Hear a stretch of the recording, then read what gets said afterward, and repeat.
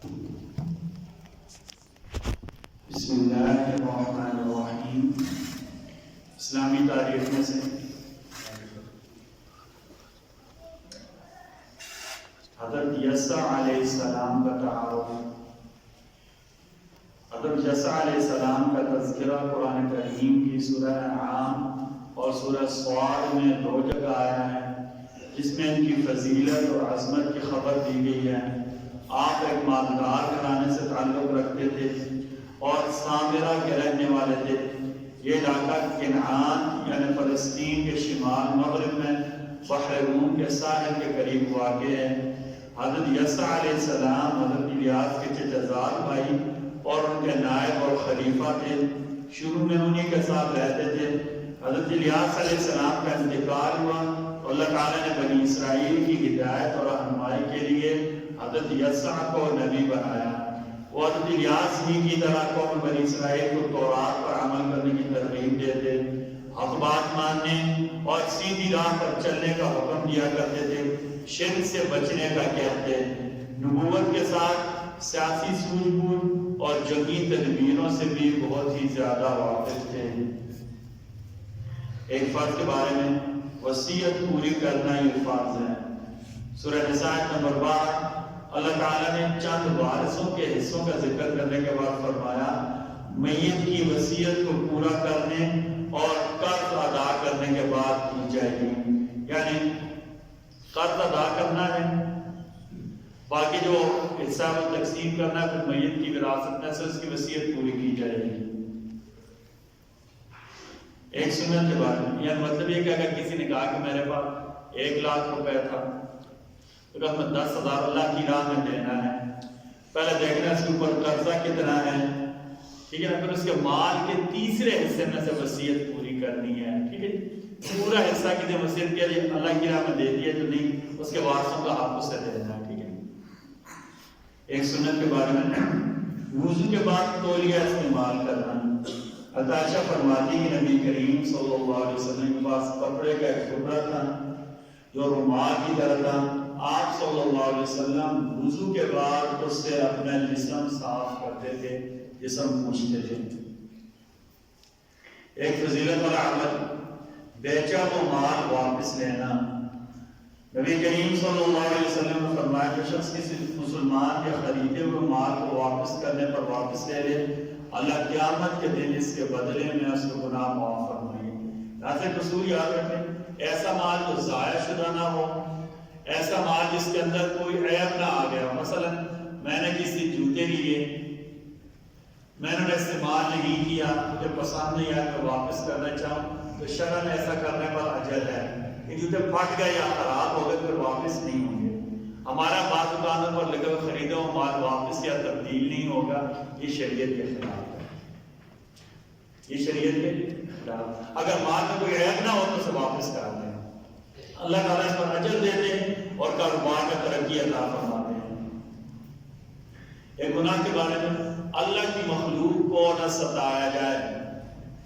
نبی کریم صلی اللہ علیہ وسلم نے فرمایا ایک بیدار اور بے رحم عورت جہنم میں اس لیے ڈالی گئی کہ اس نے ایک بلی باندھ رکھی تھی جسے اس نے نہ کھلایا نہ پلایا اور وہ بھوکی مار گئی.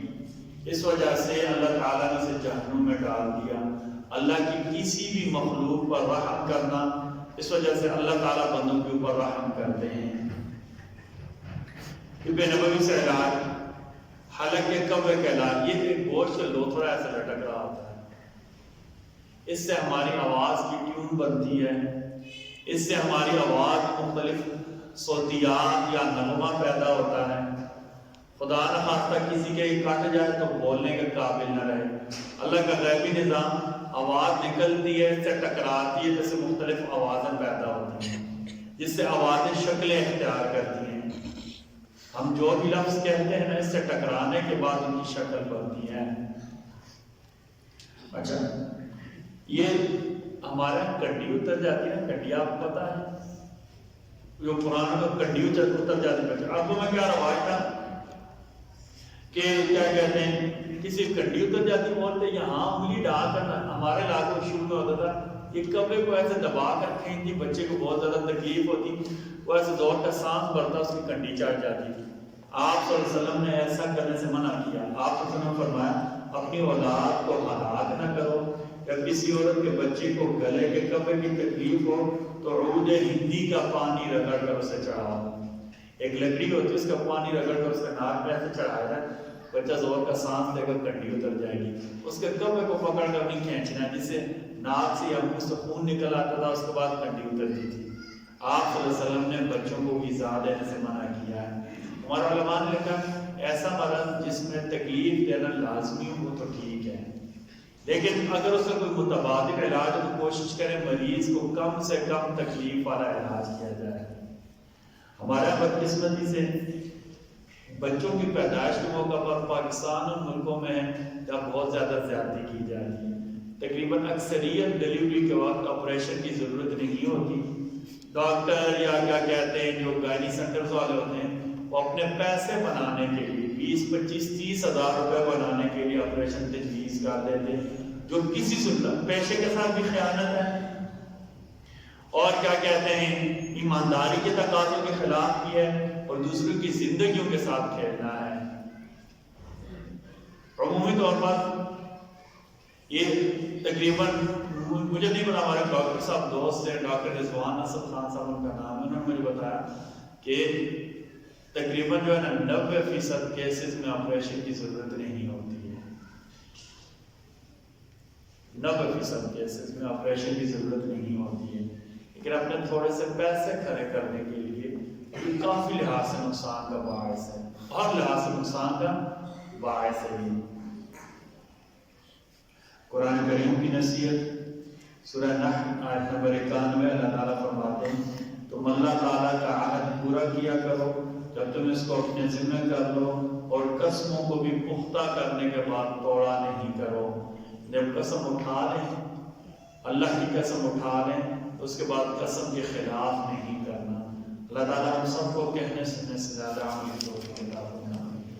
یہ کل بھی ہمارا ذکر ہوا تھا، جو ہمارا کیا کہتے ہیں ایکسیڈنٹ ایک ہوا ہے، اس میں ایک اور ہماری بچی تھی جو ہماری شاگرد بھی تھی، نسیم خان صاحب مرحوم کی بیٹی تھی، وہ بھی وفات پا گئی ہے۔ یہ دیکھیں کل بھی ہماری اس پر بات ہوئی تھی کہ یہ اپنی جگہ بہت بڑا ظلم ہے۔ ایک بندے نے تھوڑی سی سپیڈ کی خاطر جب 5 منٹ پہلے پہنچنے کے لیے 4 گھروں میں ماتم برپا کر دیے، 4 گھروں میں ماتم برپا ہو گئی ہے۔ اس سے بڑا ظلم ہو کیا ہوگا کہ اپنی تھوڑی سی لالچ کے لیے یا وہ کتنی جلدی پہنچ جاتا، اور دوسری بات سوچنے کی بات ہے خود ڈرائیور تھا، اللہ نہ کرے مالک ہوتا تب بھی اور بات ہے، دوسروں کے پیسے کے لیے دوسروں کی زندگی کے ساتھ کھیل گیا جی۔ اس نے تیز چلائی تب بھی اتنی تنخواہ ملی تھی جتنی اس کی تنخواہ طے ہوئی تھی۔ ڈرائیور دوسروں کے لیے دیکھیے بھی کتنا بڑا المیہ ہے۔ اگر اس نے کوئی ایفیشنسی دکھانی تھی نا، وہ اپنی گاڑی لے جاتا بھائی، سواریوں کی بڑی بھری گاڑی بے-احتیاطی کے ساتھ چلا رہا ہے۔ کل بھی ہم نے ذکر کیا تھا کہ ہم جب ڈرائیونگ اسکول میں پڑھتے تھے تو انہوں نے ہمیں سکھایا لائسنس سے پہلے، کوئی اپنا ڈرائیور کا لائسنس لینے کے لیے گئے 2002 میں، انہوں نے ہمیں سکھایا کہ آپ نے گاڑی اس وقت اوورٹیک کرنی ہے جب جتنا آپ کی گاڑی کی لمبائی ہے اتنا آپ کے پاس فاصلہ ہو، تاکہ خدا نخواستہ ایمرجنسی کی صورت میں اتنا وایو کا اپنی جگہ گھس جائے۔ اور یہاں بھی ایسے ہوا کہ جناب نے گاڑی آگے اوورٹیک کے لیے ڈالی ہے نا، تو اس کے بعد اتنا فاصلہ نہیں تھا دوبارہ اپنی جگہ گھس سکے، فاصلہ کم تھا، سامنے کیا کہتے ہیں ڈمپر کھڑا تھا، اسے ٹکرا گئی گاڑی۔ تو اصل میں تو یہ اتھارٹیز کا کام ہوتا ہے۔ ہم نے پہلے بھی ذکر کیا کہ موٹر وے پر سارے مسلمان ہو جاتے ہیں، ہمیں اپنا حق استعمال کرنا بس اوقات نہیں آتا۔ آپ موٹر وے پر یا ہائی وے پر سفر کر رہے ہوں، ان کے ہیلپ لائن ان کا نمبر لکھا ہوتا ہے 130، آپ موبائل سے 130 ڈائل کریں، پہلے آپ سے پوچھیں گے کہ اگر آپ کا ایکسیڈنٹ ہوا تو 1 دبائیں گے، فوراً جہاں کہیں بھی ہوں گے آپ کی لوکیشن ٹریس کر کے پہنچ جائیں گے، موٹر وے پر یا ہائی وے پر۔ اور اگر عمومی معاملہ آپ 130 ملائیں، وہ آپ کو ہدایت دیں گے آپ 2 ملائیں، میں نے کل بھی آپ کو بتایا تھا ہمیں کیا کہتے ہیں کوہستان کے ایک بس والا بار بار جو ہے نا غلط اوورٹیک کر رہا تھا، دوسرے الفاظ میں کٹے مارنے کے تھے. میں نے مدرسہ سے پہلے جب پولیس کو فون کر دیا، بارڈر پولیس کو کہا کہ میں اتنے نمبر گاڑی میں میرا کہتے نمبر بس اور جا رہا ہے مریض سواریوں کے پاس اور غلط گاڑی چلا. جو نہیں اس نے مدرہ کراس کیا نا ٹول پلازا بنا کے روک لیا. مجھے کہا کہ میں گاڑی والے کو روکا ہوا ہے، تو آپ میں نے کہا میں بالکل ٹول پلازا دے رہا ہوں، میں پہنچنے والا ہوں. میں پہنچا تو جناب مجھے گھور گھور کر دیکھنا شروع ہو گیا. اس سے بڑی کیا کہتے ہیں حیرانگی ہوئی کہ ایک مولوی نے کال کر کے اتنے بڑے کیا کہتے ہیں کوہستان بس سروس والوں کو رکوا دیا ہے. میں نے کہا جناب دیکھیں کیا کہتے ہیں یہ گھور گھور کر مجھے دیکھ رہا ہے. میں نے کہا چلو پہلے سے 1500 جرمانہ کرتا ہے کہ 2000 جرمانہ ٹوکتے ہیں. اب یقین مانے میں چہل لوگ اس کے پیچھے کہ اتنا مسلمان بات کر ہو گیا نا، ان کی ٹوٹل اتنی ساری بات بس ہم یہ اپنا حق استعمال کریں نا، اور جب استعمال کر سکے مثلا کوئی گاڑی غلط بتائیں نا یار یہ گاڑی نمبر ہے، وارڈن کو آ کر بتائیں کہ گاڑی غلط چلا رہا ہے، اس کو روکو، اس کا لائسنس لے لو، گاڑی کے پیپر لے لو. اتنے اختیارات تو ہوتے ہیں نا بھائی. اگر ہیلمٹ نہ پہننے پر جرمانہ کر سکتے ہیں، بندے کی زندگی کو خطرہ ہے تو اچھی بات ہے. جو گاڑی اتنی تیز چلا رہا ہے اس سے کتنی زندگیوں کو خطرہ ہوتا ہے. یہ بھی حق بن رہی ہے، اپنا حق استعمال کرنا سیکھیں. اس میں دیکھیں کوئی لڑائی بھی نہیں ہوگی، میں روکوں گا میرے ساتھ لڑے گا. میں اتھارٹیز کو کہوں گا مدد بھی کرتے ہیں. ہم منفی نہ سوچیں، ہم اپنا حق استعمال کریں، روڈ کے بارے میں اپنا حق استعمال کریں. باقی ہر جگہ جہاں میرا حق استعمال ہو سکتا ہے میں اپنا حق استعمال کروں. آپ یقین مانیں اس کے مثبت اثرات ہوں گے معاشرے پر، اس کے معاشرے پر مثبت اثرات ہوں گے، اور اداروں کو پتہ چلے گا ہمارے لوگ ہمارے اوپر اعتماد کرتے ہیں. جو لوگ باہر رہے ہیں ان کو پتہ ہے. کبھی کبھی یوں ہوتا تھا ہمیں کسی جگہ کا نہیں پتہ چلتا تھا، بلکہ میں نے موٹر وے پر بھی ایسے کیا.